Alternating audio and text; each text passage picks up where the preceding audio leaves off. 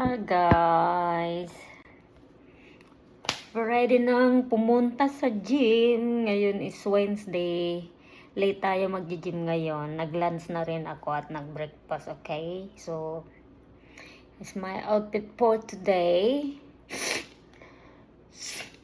Tara, papunta na tayo mamaya-maya sa gym. So, ngayon, hindi ko mapicturean yung mga babies ng anak ni Queen kasi tinago niya.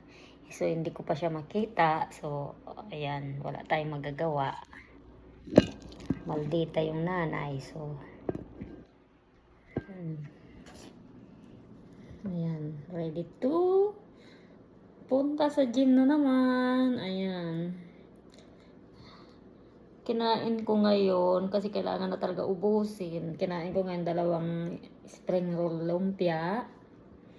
Isang slice na pizza na pineapple flavor.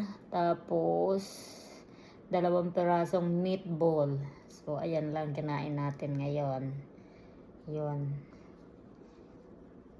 Mataas lang talaga ang calories niya. Kaya hindi mo talaga pwedeng kainin ng marami. So, galing pa kasi yan sa birthday. Diyos ko, kailangan ko nang ubusin yan. Kasi baka sira, diba? So, kaya hindi pa ako nakapagluto. Tapos sa 16, pupunta na naman ako ng birthday kila Kati.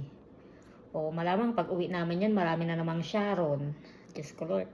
So sa 14, lalabas kami ng asawa ko. Valentine's, kakain na naman kami yan sa restaurant. O ano pa, paano ako nito makapag-diet? Puro na lang pagkain. So mamaya ang kakainin ko lang oatmeal. Tapos blueberry. Tapos